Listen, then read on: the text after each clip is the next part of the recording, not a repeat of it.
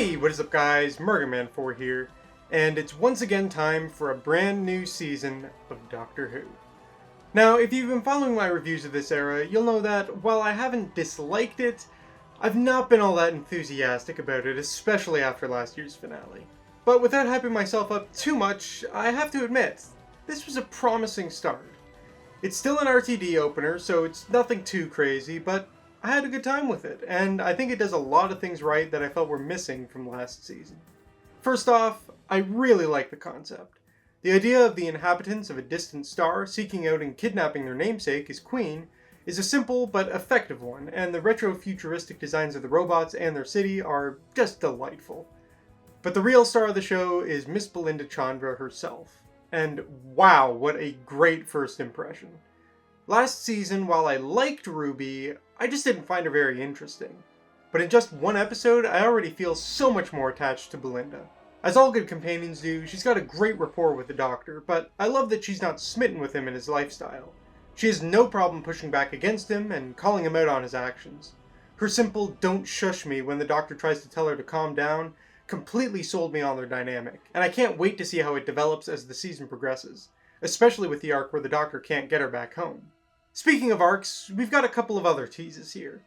Firstly, the Doctor already knows about Belinda and specifically comes looking for her.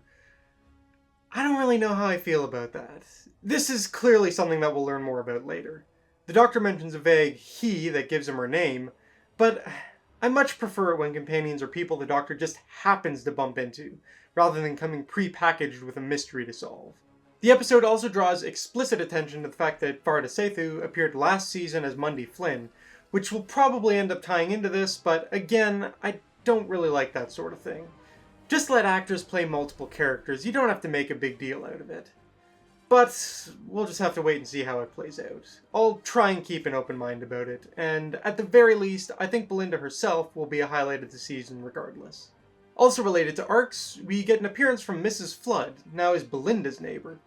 After last season's arc, I'm hesitant to become too invested in who she could be, but whatever the case, and whatever leaks and rumors might be doing the rounds, I really hope she ends up being a brand new character. I've enjoyed her and her fourth wall breaking, but I don't like the idea of her secretly being a character we're already familiar with, especially since she doesn't seem to act like anyone we know at all. And that's really all I have to say about her until we learn more.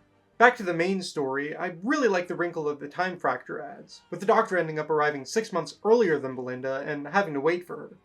Like I said, I'm not a huge fan of him explicitly searching her out, so I do kind of wish he just happened to meet her while helping the Miss Belinda Chandra kind, and while I like the 6-month disconnect in theory, the fact that we don't get to experience any of it really diminishes its impact, and especially the Doctor's relationship with Sasha 55, whose death the episode gives major weight to. But we hardly spent any time with her.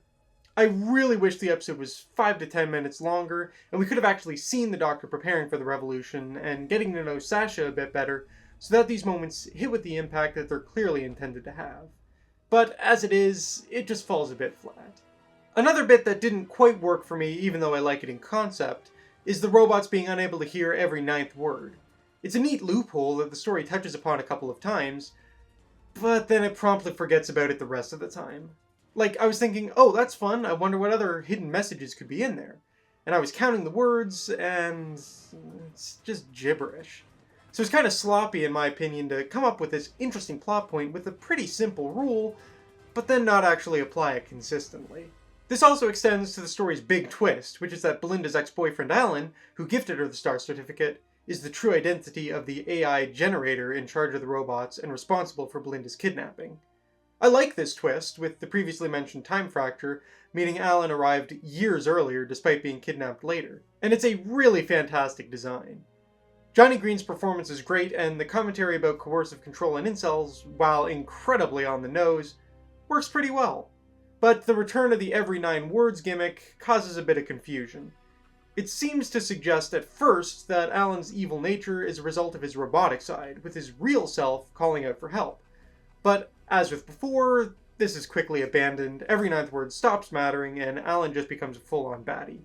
Which is fine, I'm just not really sure what the point of calling attention to him actually calling out in pain is, if you're not going to follow up on it in any way.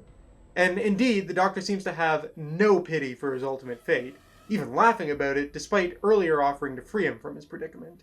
It just kind of feels like there's two different endings that have got merged together. Otherwise though, I adored the visuals after the diploma's touched and everything goes all crazy.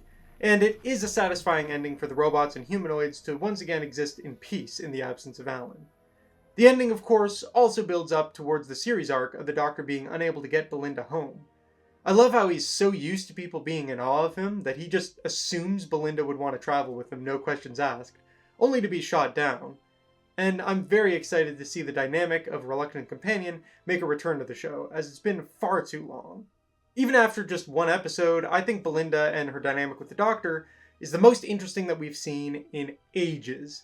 I do hope, though, that they address why they can't just go to, say, the week before or the day after and wait it out. It seems like a very obvious thing to try, and I honestly don't mind if the answer doesn't make much sense. I just think it would be dumb if the characters never thought of it.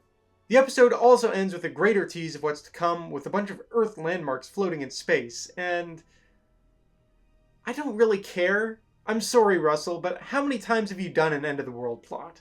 We all know it's going to be reversed, so But yeah, definitely not perfect, but even though I have my criticisms, I don't think there's anything too egregious, and it's certainly not enough to put me off the aspects that I liked, so I'm going to give it a 7.5 out of 10.